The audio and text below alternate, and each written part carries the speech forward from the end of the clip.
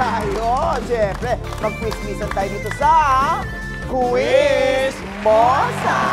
Let's go! Ay, nako, Diyos ko. Ay, mahilig ka pinag-uusapan. Ano? Yan ang chika natin! Mainit yan, mainit talaga yan, ha?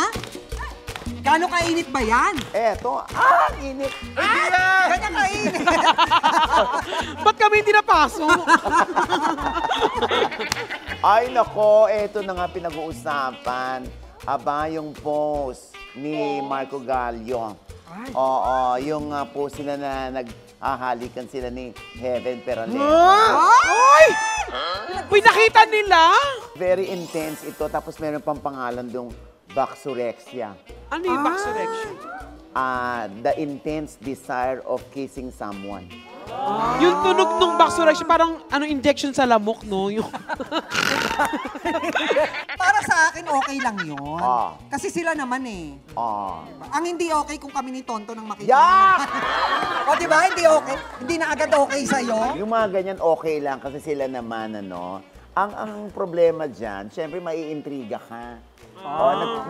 Kumbaga, ina-expose mo, nagpo-post ka ng mga ng ganyan. Syempre, parang subject for, bashing, for pagpuri, di ba? Syempre, iba may nakita ko, may kasama si Marco Gallio na ganyan. Kayo pala, tapos yung ganyan. Bakit naliligo pa si mga ganyan? Ay! Sabihin mo yan. Kunwari lang. Akala ko meron eh. Ikaw talaga, ha? May dumi lang. Yun na nga yung sasabi ko, pagka ganyan na, kumbaga, pinapapasok mo yung mga netizen sa buhay ninyo, dahil dyan sa mga pag-post mo ng ganyan, dapat willing ka rin na higupin at harapin yung mga bashing.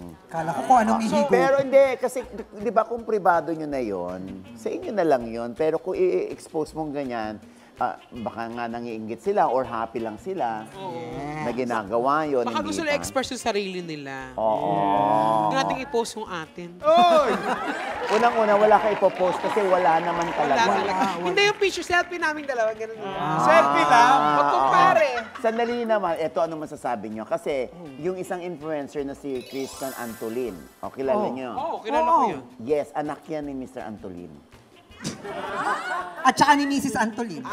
Kilala mo pala yung nanay? Diba? Galing natin. Ang galing, Hindi, ito na nga. Kasi di ba nanood siya ng concert ng Bini? Yes! Oo. Meron daw doon na Labas-pasok. labas-masok, hindi man lang daw nag-excuse o nagsosorry pagpasok. Siyempre, nakakatabig ng paan nila, gano'n. Ayan, ipinost niyang gano'n, kaya naguhulaan tuloy dahil nagbigay siya ng clue, taga-sangre daw. O isang sangre. So, na-bad trip siya. Na bad trip, parang Mas ganun. bad trip ako. Bakit ka naman nandun ka ba? Hindi nga ako nakapanood, kaya bad trip ako. Akala ko naman nandun ka rin. Kayo na nga ang tinutukoy doon, ayun, sinasagot lang naman ng netizen. Oo. Sino raw yung sangre na yon? Sino kaya? Dating sangre to, hindi yung ngayon, Oo, yung dating sangre nanonood doon, nakahilera nila. Anong brilyante kaya yung hawak nun para malaman natin? Baka Andrea. Ibang brilyante na naman yan. Ibang brilyante. Nakakaloka kayo. Yun nga ang sinasabi, yung mga tinuturo doon na, na dating sangre daw, si... Sino? Yun nga, kasi nga Clue! Meron lang netizen na na nagsasabi o nagtuturo na si Diana Subirin pinariringgan o pinatatamaan ni Christian Antolin. Brilyante ng lupa. Yung ba yun? Yung hawak mo. Diyos ko, yung mga brilyante, yung mga Viva Sexy Ladies, andyan ngayon sa review center. Yan! Susunduin ko lang! Hoy, hindi kailangan. Susunduin ko lang. Hindi kailangan, Keith. Andyan sila sa review center. Mukhang nakatunog sila kung ano yung mga itatanong natin sa kanila. Masagot naman kaya nila. Nako. Hoy! Sexy ladies, halina kayo rito. Quiz misa na!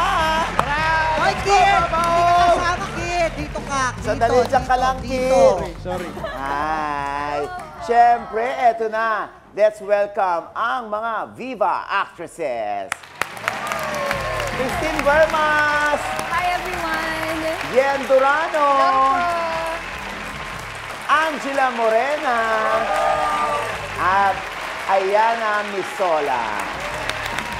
Kagagandang bata nito. Oh. Ayan. O, nako, sila lang naman ang mga kasama sa Celestina Burlesque Dancer. Ayan. Sino si Celestina? Ako po. Si Yen Durano. At si Christine, ay ano ka doon, Christine? Ikaw naman si? I played the role of Rosalinda. Isa po siyang naging kaibigan ni Celestina sa film. And dati rin po siyang nagbuburlesque. Naniwala siya sa pag-ibig and tinalikuran niya yung pagbuburlesque. Oh. Si Angela naman, ano ang role mo dito, Angela? Supporter lang po ako ng film nila. So, girls, congratulations. At sa buong team ng Burlesque. Ako po, aabangan niyo ako sa Lumuhod Ka sa Lupa.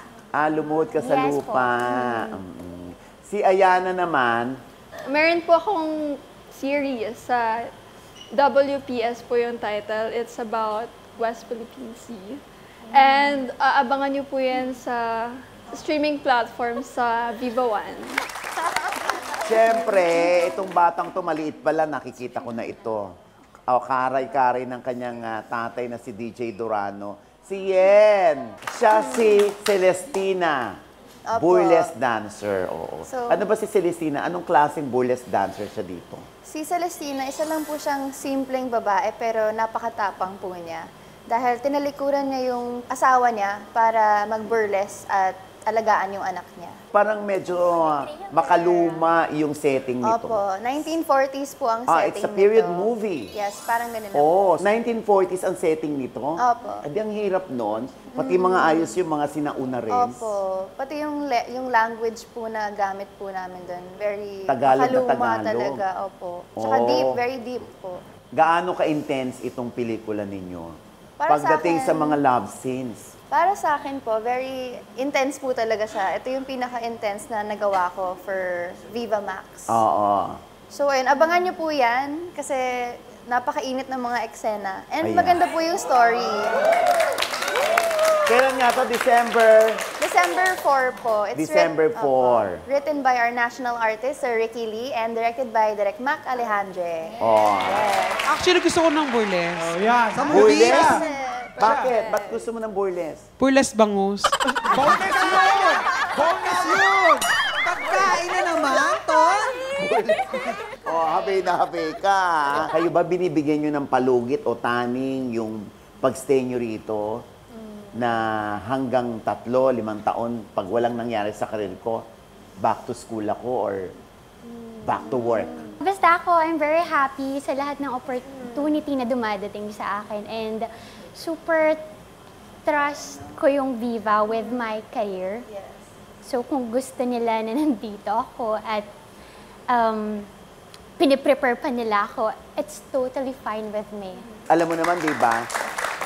Pag sinabing Viva Max, alam nila nagpapasexy o lampas pa sa pagpapasexy yung ginagawa ng mga girls. Pag kayo nakikita sa mall, oo, di ba, yung iba ang tingin, akala nila kung nagpapasexy ka, ganun ka rin sa personal, medyo harot-harot ka din. Ganun, meron bang ganung impression sa inyo? Meron po. May ganong stereotype. Pero hindi naman po kami lahat ganon. In my experience, kasi nagugulat sila na, sobrang ibang-iba ka sa screen, sa pelikula, yung gano'n. Oo, yung parang ano, kayo ang harot-harot nyo sa eksena, pero sa totoong buhay, conservative kayo. Yes. Ano Ganun lang po ba? yun, Meron ba? character lang. Work Yeah. lang po. Work lang. Oo. Players, good luck sa inyo, ha? Thank you. Quiz, misa na! Girls, meron tayong 2 rounds dito. Ang may highest score after 2 rounds, panalo ng 20,000 pesos. At maglalaro sa jackpot round. At ito na nga, ang ating round 1. Totoo ba? Simple lang ito, no? Sumagot ng true lalo kung true at eklavu kung false. Ha? Dito wala tayong steal, okay? Kada tamang sagot, 1 point, okay? At reminder lang, ang kamay sa tenga, ang siyang ihahampas natin sa buzzer. Okay? Importante, marinig nyo ang salitang dali bago pumindot. Okay po. Kerry, eto na, kamay sa tenga. Ito na ang cue. 1. Excited na ang lahat para sa MMFF movie ni Judy Ann Santos na The Kingdom.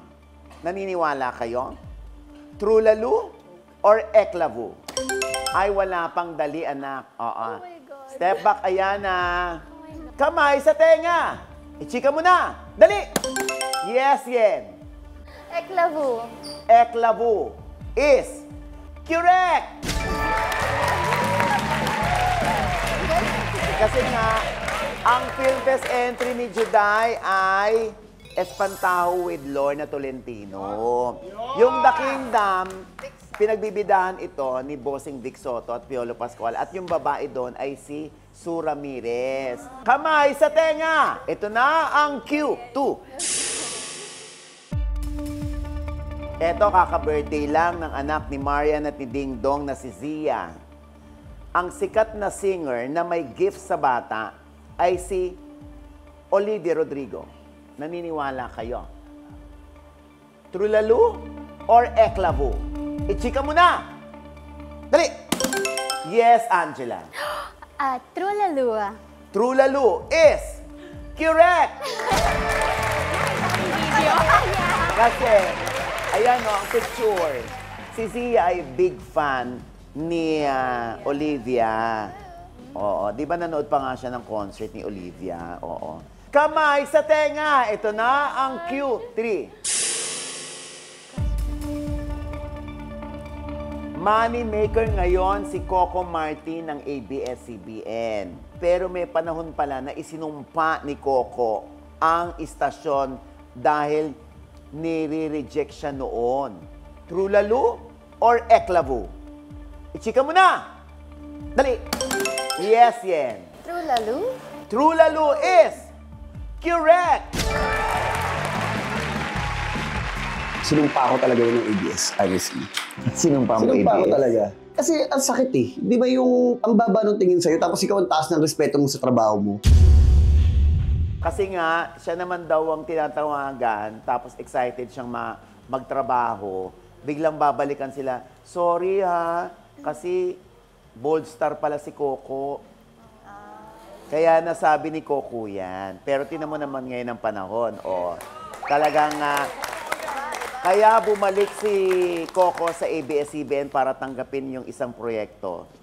Yung Ligaw na Bulaklak with Roxanne Ginoo. Kasi nga, nakiusap si Jacqueline Jose sa kanya na tanggapin mo na para na lang sa akin.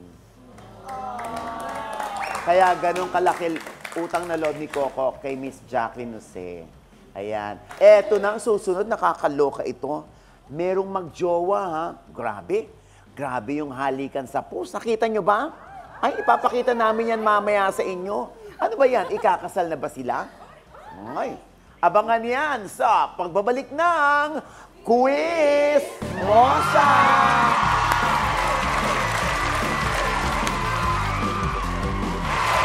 Welcome back sa Quiz Mosa! Andito na tayo ngayon sa ating Round 2. Mamili ka! Meron tayong multiple choice dito, ha? Isang still lang ang pwede. Kada tamang sagot, 2 points. Last round na ito, kaya galingan ninyo, ha, girls? Good luck, players! Kamay sa tenga! Ito na ang Q1. May isang post na may definition ng baxurexia na intense desire to kiss someone ang ibig sabihin. Ang kasamang picture ay si Marco Gallio na matindi ang kahalikan. Sino yung matinding kahalikan ni Marco Gallio? Is it A, AJ Raval, B, Charlie Dizon, C, Heaven Peralejo? Ichika mo na! Ay, naku, Yen! It's okay. Oo. Step Mali back, pa pala. Yen. Chika mo na! Dali! Yes, Christine. Oh, si Heaven Peralejo.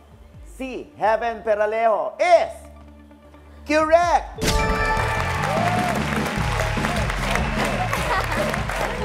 Ayan ang picture, oh. Oh, di ba? Intense nga. Yung basurexia, from the Greek word basi, meaning kiss, at rexia, meaning hunger. Kamay sa tenga! Ito na ang Q2.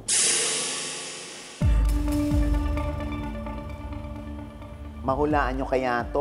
Sinong politiko na kilala rin sa mundo ng showbiz ang na-link dati kay Shaina Magdayaw, Bianca Gonzalez, Carmen Sue at Casey Concepcion? Is it A, Vico Soto, B, Lino Cayetano, C, Sandro Marcos? Ichika mo na! Dali! Yes, Yen. A, Vico Soto. A, Vico Soto is wrong. Step back, Yen. Kamay sa tenga. Still. Yes, Christine. B. Lino Cayetano. B, Lino Cayetano is correct. Ulilinawin ko lang ha, noon ito, hindi na ngayon, kasi ang asawa niya, si Phil Cainglet, na dating volleyball player ng Ateneo at meron na silang 3 anak. Kamay sa tenga! Ito na ang Q3. Kilala niyo si Christian Antolin? Hindi. Isa itong sikat na influencer. Yun nga, nagreklamo online dahil daw sa kabastusan ng mga katabi habang siya'y nanonood ng Bini concert. Hindi niya pinangalanan, pero ang clue niya dito ay dati itong ano? Is it A, sangre? B, mulawin? C, bagani? Ichika mo na! Dali! Yes, Christine. Sangre, eh? A, sangre is correct!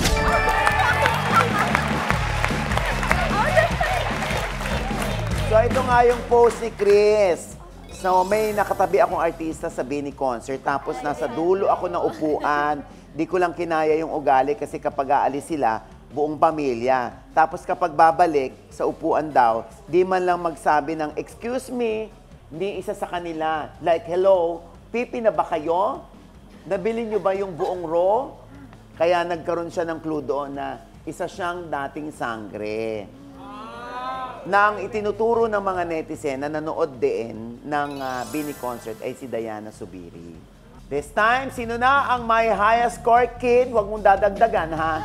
At eto na nga, mamaw ang kanilang scores, ma. Sorry, hindi ko naman dadagdagan to eh. May scoreboard tayo. Tsaka, feel ko panalo na siya sa puso. No! Wag ka... Doon ka sa presinto magpaliwanag. Hindi! Ito na nga! Si Ayana ay nakakuha ng bokya. Okay? Si Angela ay merong 1 point. At si Yen naman ay merong 2 points. Ayan, si Christine My Loves ay merong 6 points. Bakit may lag? Landi-landi mo, kid. Diyos ko. Porque alam mo lang na single si Christine. Congratulations! Christine, ikaw ang ating chika winner at meron ka ng 20,000 pesos. Huwag kayo mag-alala, Yen, Angela at Ayana, mag-uwi naman kayo ng tig for 5,000 pesos. Halika na, Christine. Lumayo ka dyan kay Kit. Halika, Christine. Hindi ako! Ay, si Christine! Ano? Sorry naman. Ito naman parang diring-diri sa bakla. Paloka ka. Up next, jackpot round na tayo kung saan pwedeng madagdagan ang 20,000 mo ng 30,000 pesos. For a total of, ikaw na sumagot. 50,000 pesos. Very good. Ayan ay malalaman natin sa pagbabalik ng Quiz Mosa!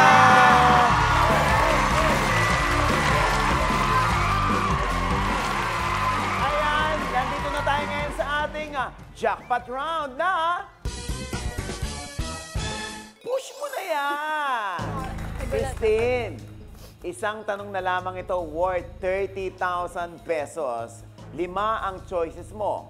Pero kung nahihirapan ka, pwede ka naming tulungan dyan, mapalapit sa tamang sagot. Ha? Pwede kang magsyunggal ng 1 hanggang 3. Kaso may kapalit. Kada syunggal, 5,000 ang minus. Kaya eto na, handa ka na ba? Handa na. Eto na ang iyong jackpot question. Sinong malapit na tao kay Judy Ann Santos ang tumatawag sa aktres na Kuracha? O islang yon para sa babaeng walang pahinga? Is it A, Sharon Cuneta, B, Cathy Garcia Sampana, C, Ryan Agoncillo, D, Gladys Reyes, E, Chito Ronyo? Alam mo na ba ang sagot?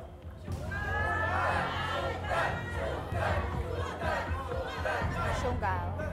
Syunggal. Magsusyunggal tayo ng isa. Minus 5,000 yan, ha? Syunggalin na yan! Tinanggal natin si Ryan Agoncillo, yung asawa ni Judy Ann Santos. Hirap. Another 5,000 yan pag nagtanggal tayo ulit. Okay, syunggal. Syunggal! Syunggal. Kaya syunggalin na yan! Tinanggal Alright. si Cathy Garcia Sampana. Sino sa kanilang tatlo ang palagay mo, yun ang tinutukoy natin? A, Sharon Cuneta. Sigurado ka na ba na si Sharon Cuneta o nagdadalawang isip ka pa? Sigurado na. Halika rito, Christine.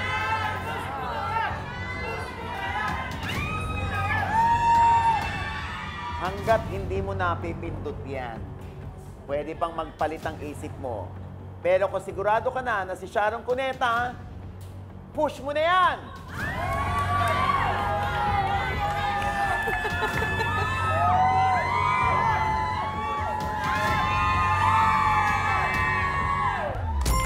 Oh. Kung tama ka, plus 20,000 ka. Kung mali, 20,000 lang ang may uwi mo. At yan ay malalaman natin sa pagbabalik ng Quiz Mosa!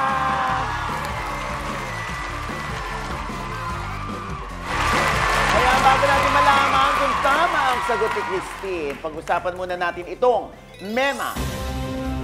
Eto nang nakakaloka, ha? Trending ang po si Claudine Barreto dahil naghahanap siya ng personal assistant, accountant, taga-alaga sa mga anak, mayordoma, inuwan na sanay sa puyatan. Ang say ng mga netizen dyan, hindi raw kaya ng isang tao lamang ang trabahong iniaalok niya. Ang issue dito, tama ba ang pag-call out ng mga netizen kay Claudine Barreto sa dami ng qualifications na hinahanap niya sa isang empleyado? O hayaan na lang since wala naman tayong ambag sa ipapasahod niya sa empleyado na hinahanap niya? Quizmates! Ano? Anong opinion ng katabi niyo dyan? Eto, Mami, ano ho ang masasabi nyo? Ay nako, hindi ako agree dyan. Sa job qualification na hinahanap ni Claudine Barreto.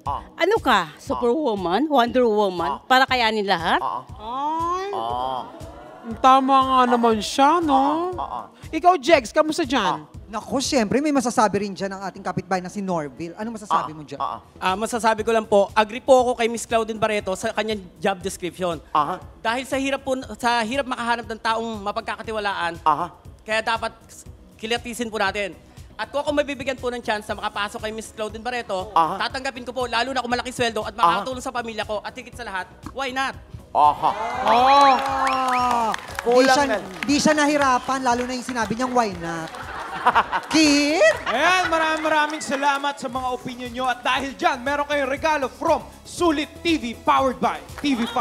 Ayan, mapapanood nyo na ng malinaw at widescreen ng Quiz Mosa at iba pang TV5 shows. Kaya naman, back to you, Mama Ogs. Ito naman ang aking quiz motto o natutunan sa issue. Teka lang, ha? Abay, nilinaw naman ni Claudine sa comment section kung ano yung mga mismong gagawin ng personal assistant na hinahanap niya. Sa dami ng bashers, ayun, nag-turn off tuloy si Claudine ng kanyang comment section. Ang say ko naman dyan, ha, ano naman kung maraming qualifications ang hinahanap niya sa isang assistant na kailangan niya? Abay, kung maayos naman ang pasahod at mabibigyan ng mga benepisyo, labas na tayo dyan. Hindi rin kasi madali makahanap ng mapagkakatiwalaan ngayon. Lalo na't papapasukin ko sa buhay mo at ng mga anak mo, yung... Di ba? Yung mga interesadong pumasok sa buhay mo, lalo na yung mga empleyado. Oo. Sa tingin nyo naman, kaya nyo at babayaran ka naman ng tama, why not? Di ba? Grab the opportunity. Hanggang meron at sa hirap ng buhay, kailangan kumayod, lalo na't magpapasko, hindi ba? Ngayon, sa mga bashers naman ha, imbis na ubusin ng oras sa pangingialam sa buhay ng may buhay, i-share nyo sa mga kapitbahay nyo o kakilala nyo na naghahanap ng trabaho o pagkakakitaan, yung hinahanap ni Claudine. O di ba? Nakabash ka na, nakatulong ka pa. Ayan, back to our jackpot question. Christine, kanina binigyan kita ng chance. Oo. Pero mapilit ka. Gusto mo talaga na isagot si Sharon Cuneta na siyang tumatawag kay Judy Ann Santos ng Kuracha. Palagay mo si Sharon Cuneta. Nararamdaman ko po. Nararamdaman mo. Sana tama ang pakiramdam mo dahil ang sagot mong Sharon Cuneta ay...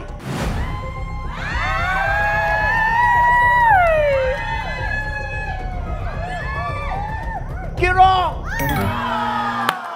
Ang tamang sagot ay Chito Ronyo. Si Chito Ronyo ang direktor ng MMFF movie ni Judaina Espantajo. Oo. Siya yung nagsabi na si Judy Ann ay parang Kuracha. Okay. Oo. Pero ang dating artista na gumanap bilang ang babaeng walang pahinga na si Kuracha ay sino? Rosana Roses. Ayan. Di bale, Christine, mag-uwi ka pa rin ng 20,000 pesos. Halika na kayo rito, Yen. Angela, Ayana, quizmates. December 4, anak. Grabe! Congratulations! Ang inyong paimbita. Hi po, iniimbitahan ko po kayong lahat manood ng Celestina Burlesque Dancer out in cinemas December 4, 2024. Ayan. Maraming salamat sa inyo, ha? Quizmates, thank you. Thank At you. syempre, maraming salamat sa mga kapitbahay nating chismosa, ha? Dito lamang sa Quiz Mosa! Yun, oh!